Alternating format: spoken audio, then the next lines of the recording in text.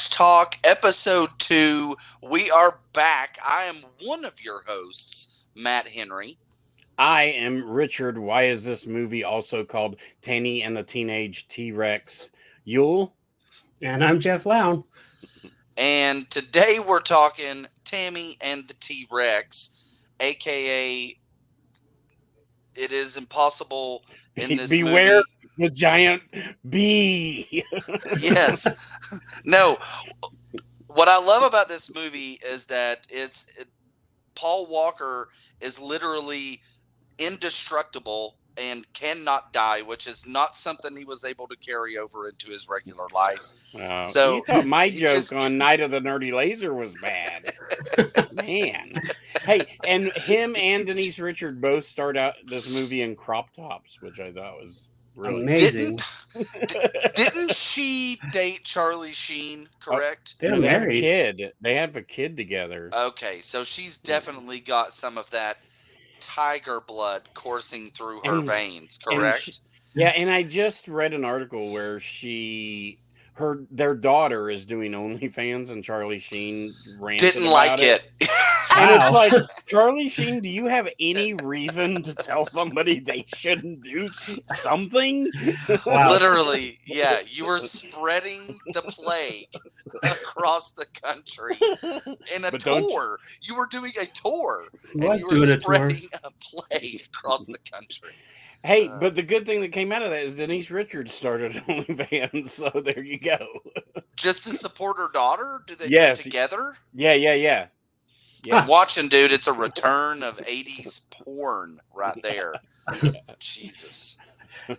So, okay, speaking of some kind of form of pornography, this movie is strange to say the least, but would you say it's one of those bad films that ends up being good because it's bad?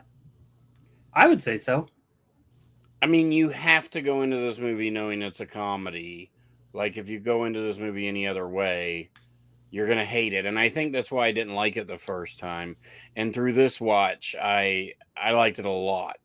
And so there's a lot of good in this, including a lot of the actors that are in this movie. That's the best part. I was going to Crazy. say, if you love literally Denise Richards, Paul Walker, the guy from the little kid from Children of the Corn, Dr. Cruz from Friday the 13th, Part 7. The cast of Napoleon Dynamite. The cast of Napoleon Dynamite and Spider from People Under the Stairs. Roach. Sorry, Roach from People Under the Stairs. You're going to love this movie. I know him as Bernie. Thank you. And I like to spend my weekends at Bernie's. Okay, no, see, I don't know him as that. I know him as Bad News Dr. Cruz, okay? That's what I grew up with, was Bad News Dr. Cruz. But what an interesting premise for a movie. This is really just Frankenstein, right? Well, yeah, and the whole idea of the movie came from them getting access to this dinosaur. Like, there was no movie, and they got access to this mechanical dinosaur, and there you go. I mean, they were like, we have this for like 7-8 days. Let's make a movie with it. And they did. So, Paul Walker, I want to get into the first shot of the movie, or at least one of the first main parts of the movie, is Paul Walker is a football player, and he gets in a fight with this guy's like a greaser? Would you call him a greaser? I mean, yeah. Now, fake Steve Perry or something like that. But what's weird is now he does look like Steve Perry. Greasers are the good guys now, though. It's totally flipped the script. I mean, you have Eddie from Stranger Things being praised, while the jock who's actually being sensible is the one that everybody's hating on. So let's see how these two fight each other in the movie. Okay. So we get a battle of the grip of balls. These guys, it's a ball off. It's like, oh, you got my balls? Well, watch this. I'm gonna get your balls.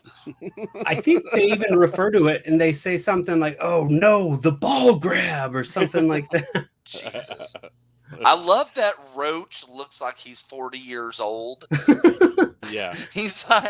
And then we got this police officer who I've seen in a ton of movies also. Someone please tell me what I've seen that police officer in. No idea. But we have Roach, who looks like he's 37. Then we got... So not only do they give the only black character in this movie the gimmick of the Jamaican guy, but they also make him the Jamaican gay guy. Right? I mean, you might as well do both. You might as well just be both Jamaican and gay at the same time. He can't be more of a stereotype. So as you guys know, me and Matt and our buddy Corey are affiliated with FrankenCon. We had 2022, and we want to tell you about the next one. So here we go. In 2022, FrankenCon exploded on the scene as one of the premier horror/film conventions, with unique film screenings, with commentaries, horror panels, and scene breakdowns, with horror legends like Joe Bob Briggs, John Dugan, Mark Patton, and many more. It was inevitable that this convention would demand a sequel. In 2023, Madcap 3 Entertainment brings you The Bride of FrankenCon, featuring some of the most unique panels, film screenings, along with some of the biggest actors in horror history from some of the biggest franchises in the genre. Stay tuned and visit FrankenCon's website at frankencontn.com, as well as following us on Facebook and Instagram. Announcements are coming soon. In 2023, it's a new world of cons and monsters. That's right. We're coming back with The Bride of FrankenCon. It's going to be taking place same location at the Knoxville Hilton Airport ballrooms, except this time we're going to have both ballrooms. So if you were there at the last event, you would notice the whole right side of the building was a ballroom we weren't using. We're going to have them both this time. We're going to keep the heart and soul of what made FrankenCon amazing, which was the family atmosphere, the community-driven atmosphere, some of the most amazing vendors in this area, except now just take the vendors you saw and double that. Take the actors you saw and kind of double that. But what we are working on is bringing in some of the most unique and interesting actors and directors and creators in the horror genre, along with actors and creators from some of the biggest horror franchises around. It's going to be amazing to start dropping bombs on people here in the next few months and letting people really know what we have going on, because it's a new world of cons and monsters, and the Bride of FrankenCon is here. So, and this week we will probably be releasing some information on our first round of guest announcements and super VIP passes. So go to our Instagram, FrankenConTN, and you will get all that information. And the website and the Facebook. So that's our plug.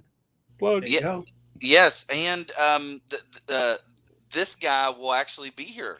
Oh, yeah. At FrankenCon. Yeah. He's coming. Meet him live. Yeah, you can get his autograph. He'll have his own table. He charges like $75, but he's kind of a big deal. Yeah. He's going to be running our fan panels. We might stick him in the FrankenCon store. There you go. Maybe I'll pull a Michael Keaton and do Multiplicity or whatever and be on all of the things. That's what we do. Yeah. We did that this time. So. All right. Just show man, up to the con with a mask of your face. Who was it that did that at like the Comic-Con? Didn't Sting do that during a wrestling event? Well, they did that with the bogus event. With the bogus thing. No, it's a famous thing where people that may not be right. Like I know the voice actress actress that plays Ash from Pokemon. She'll go around on San Diego and take pictures with cosplayers as Ash, and they have no idea who she is. That's funny. It's really funny. What a dick move. I think it's hilarious. Really, but it's a dick move. But now she may tell him after the picture or something, but I don't know. Maybe not. She doesn't. You know she doesn't. But, you know, if you're going to take the time to take a photo with someone dressed as the character that you're playing, who is uber famous, you could sign an autograph, you could let them know so that they could gush over you. But no, you're just going to walk off with your poke dick in your hand, and you're not going to tell anyone who you are. I think the guys that do Spider-Man, that have played Spider-Man, have done that. So a lot of times that's how they off. Sometimes, but that's how they get through Comic-Con and enjoy it, is they'll put a mask on. And I bet these celebrities loved the pandemic, really. Because, like, I saw Kevin Bacon the other day, and he was doing in Maryville? No. Yeah, he was in my house. It's 6 Degrees of Kevin Bacon. Of course he was here. No, he was doing a video where somebody had told him there was an old poster in a subway, but he put on, his sunglasses and a mask, and he was wearing a hat. Nobody knew who the hell he was. Like, crazy. You could just sit there and in peace. So if you were tired of seeing Paul Walker die, that is pretty much what's coming up next, is Paul Walker dies and gets eaten by tigers. It is the most random way to kill someone in a movie. Oh, yeah. It's so random. Like, that part, because I was like, how does he die? Well, he doesn't die, though. Well, no. He gets mauled and knocked into a coma. And then, so they go to the hospital, and then Bernie and his nurse kill him. Well, they act they like just pull the plug on his machine, and it goes, and this doctor office is like the kitchen of an office or something. I don't. But here's the thing, though. Here's my issue with the mauling: is if you get mauled by a giant tiger, you're dead. What was it like last year? We saw the video of the couple that were driving through the tiger sanctuary, and then the guy gets in an argument with his wife, and this dumbass opens the door in anger and gets out of the car, and the tiger just comes in milliseconds, scoops her away. She's done, gone. So anyways, they put his brain inside of the T-Rex, and then we kind of get our first death, because the little kid from Children of the Corn is like the assistant, and he has a fantastic death. Roll the footage. Stupidest idea I've ever heard.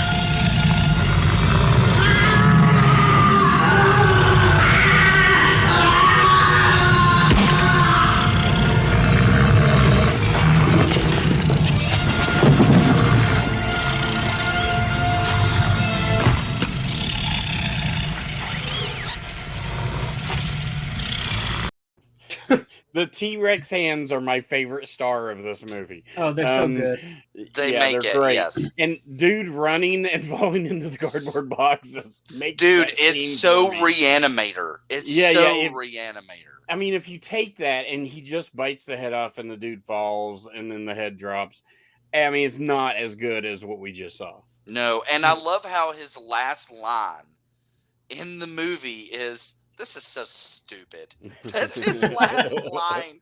And then he gets his head ripped off by this animatronic. However, there's 2 head tears. We'll see one here in a minute, but they're done pretty well. The second one is particularly gory, but I think most of the deaths are done pretty well in this movie, actually. Oh, yeah. Cheesy, but done well. No, I mean, I think they make it. I mean, they're great. It adds to the comedy in a lot of cases. The only thing that I wish would have happened in this movie that I think would have made it even a little bit better. I see that fly. I'm trying to get it for you, Richard. Look, we're going to battle, bitches. I felt like it flew over here because I thought it was in front of me. So I'll get it. is that if the voice of Paul Walker was somehow coming out of the dinosaur's mouth, I feel like would have been. I swear that in my mind, I made up a version of this film where he does that exact thing. Because then I watched, I was like, wait a minute, he doesn't say a word as Paul Walker in a dinosaur body. But in a brain in a floating bowl, he does. Okay, that's at the end of the movie. Yes. Hey, babe. So there's what's the next clip? Is it the party scene? Because yeah. So we get our next death at the party. Yeah, and the T-Rex decides to crash this party. He basically at this point you can tell that this T-Rex is on wheels and that it's not actually walking. So anytime we get a shot of it, you just see it's just moving. Right? It's not walking, it's just moving. Just everything above the neck. Mm-hmm. Yeah. All right. Here we go. Yes, please. Let's go. Whoa, what? Get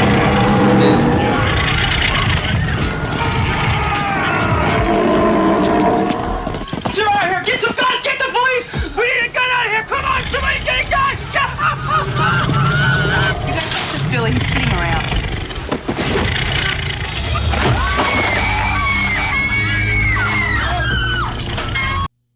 That one's gory as shit. The splash. The feeling he's fooling around. Classic. Here's the funny thing, though, is you know that this is a comedy, and through parts of it, you don't know kind of how much Paul Walker can remember when his brain is inside the mechanical T-Rex until you get to the second part of the party attack, where he knocks over what used to be his African-American Caribbean gay friend. Yeah. So he's bumped. He's like, oh. This is so good. This is the T-Rex hands really coming into handy here. Dusting him off. It is so good. Jesus Christ. It's so good. They do it a few times also with the feet, where you can tell it's someone else's feet just in like fake T-Rex legs walking around. But the hands make it. And here in a few minutes, we'll cover the best scene done with the T-Rex hands. Is absolutely fantastic. But this whole movie is just him looking for Denise Richards until I swear, I thought they were going to fuck in that barn. Well, you don't know that they didn't. I think they do at one point, though, because the doctor shows up and he says he could tell that they know the dinosaur because the way she's walking. Yeah, that is funny. Like she rode a horse? Like she rode. The problem is, though, scientists don't even know exactly how dinosaurs fucked. This is still highly debated in the scientific community. Well, yeah, because if you think about it, what if like a T-Rex had sex with a pterodactyl? No, the issue is that the T-Rex can't climb up on top of another T-Rex. They would literally kill each other. So there was, forever scientists were like, does their stuff come out in opposite directions like camels and they just back up to each other? By the way, that's how camels fuck.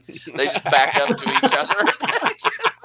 Well, I know what I'm going to try tonight. I got to check YouTube. I'll be right back. Or if it's like whales and let's they go just to a clip, okay? Next week, we're going to, in the new opening, we're going to have a part where camels are doing it. I'll add it. If that's what you really want, I'll give you camels fucking if that's what you really want. Can you just put a sensor like a heart over the actual effing? I can just put a photo of the T-Rex from this movie. Right, and circular, just right there. Oh, too funny. Do you want to go ahead and show the T-Rex hands? Oh yeah, let's see those hands. It has no sound, but for this gym, you don't need it. So the T-Rex is trying to reach out to Denise Richards. It's the best. The hand Look at that hand where it's Look, at. it's like reverse. It's just down and then it comes back around. Yeah, it's like he's holding it all. But the best part is after he hangs up, he checks the change drawer. Yes, yeah. Because It that's cut what you off, did. but yeah. Yeah, that's what you did. Where's he gonna put the quarter? He I mean- has no pockets. He has no. Well, just in case you forgot about FrankenCon and Bride of FrankenCon, we don't want you to forget. So we're going to drop that commercial and we will be right back.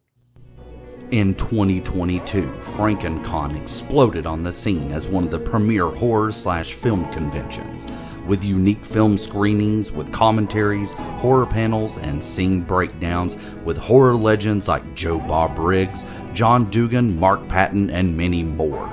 It was inevitable that this convention would demand a sequel.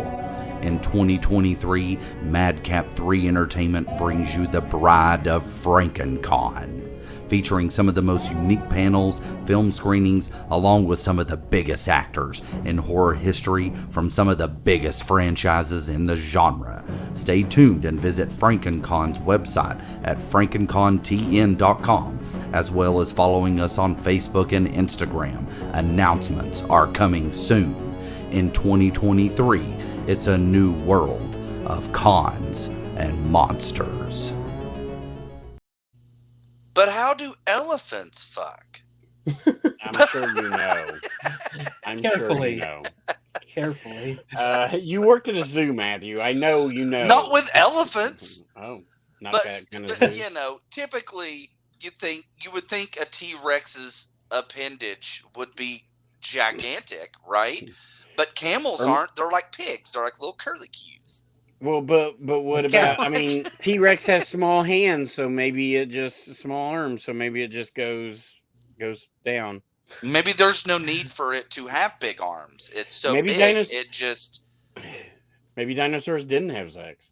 they had to. How else are they gonna make the baby? Aliens. There you go. Okay. So I feel like Terry Kiser is just an unsung hero, really, because his comedic timing is really good. And I mean, Weekend at Bernie's showcases that way more than this movie, but he's really good in this movie. And I like the fact that the movie just doesn't take itself seriously. It's sort of like Velocipaster that we've done. You know, they're just movies to, you had a shitty day at work, watch it and be done with it. I mean, it's obviously played in this that his assistant, that he's sleeping with his assistant, correct? Yeah. Yep. And she's dressed scantily throughout this entire movie. Yeah, she like she bought her outfit at Party City, like as a dirty nurse, right? Yes. Okay. So what kind of, my next question would be, what kind of accent is he doing? That's what I was going to say. That's one of my favorite things, because sometimes he'll go in and out of it. So you'll catch just his regular accent, and then he'll be like, I feel like when he's sober, he's fine. But when he has a few drinks in him, he just reverts back to his normal self. So possibility. So there's this huge shootout. I need to try and understand how they got the brain out of the T-Rex into a bowl of water. Or put into the T-Rex. Well. I mean, it's the same thing, just reverse. How did you get it into the T-Rex? That was my first question. Like, they didn't saw it. I don't know. They shoot the dinosaur and he dies, and Denise Richards cries, and the Jamaican guy cries. Lies. Everybody cries. I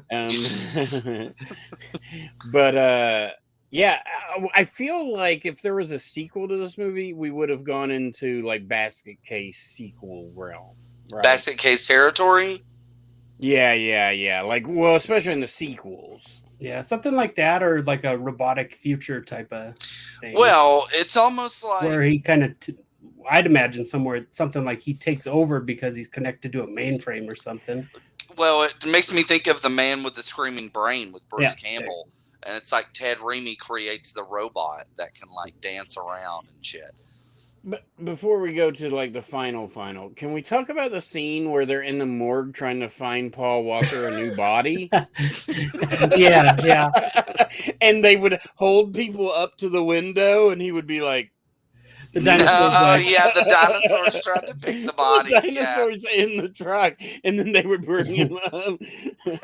It's really funny. I love that had to be a day on the set where they're like, we gotta fill time here. Mm-hmm. What can we do? And then somebody had this brilliant idea. Yeah, some genius who is probably now writing Marvel movies or some shit is like came up with an idea. It's like, why don't you just hold them up and have the dinosaurs say yes or no?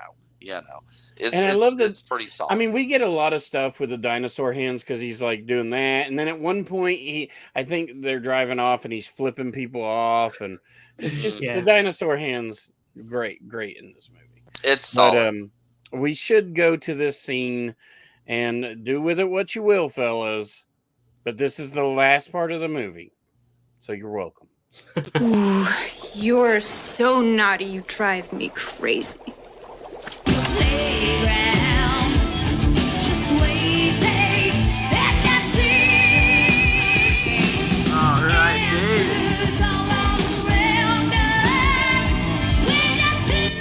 Show it to me, baby. I need you. No more. I'm gonna screw your brains out of you.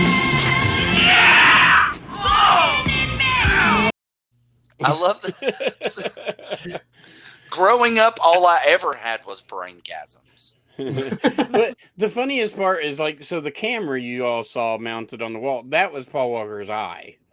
Yeah. Connected to the brain. I wish if all men could have brain gas. Like I said, I grew up having brain gas. I didn't even know what to do with my penis up until a few years ago. I didn't even know. I still don't know what to do. So if you want more of that, you can get the DVD Blu-ray combo on Vinegar Syndrome. Once again, I was trying to find my movie and I couldn't find it, but I own this movie, but I don't know where it is. But there you go. Yeah, they re-released it. It was a few years ago. It was during the pandemic, I'm pretty sure, or it may have been right before. But it's a whole special edition. It has beautiful new artwork on the cover of it. Like the cover of this poster or the cover of the Vinegar Syndrome Blu-ray is the kind of poster that I would put on my wall. You know, if I could get if Paul Walker was alive, if he didn't drive fast, if he was alive, I would get him to sign it. He did not drive fast. He liked to drive fast. Well, he liked to, but that's not what killed him. Well, I'm not saying his friends drove fast. What I'm saying is I respect Mr. Walker enough that I would want to have that signed on my wall. That's how awesome. I mean, this is the best movie he's ever done. Wait, we just talked about Joyride. It is true. So the three of us are also part of Night of Nerdy Laser podcast, which you can find on Spotify, Libsyn, Apple Podcasts, every podcatcher you could imagine.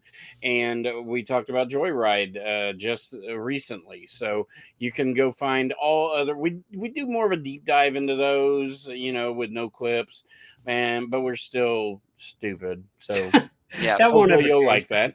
And thank you all for listening. And until next time, what are you gonna do, Matt?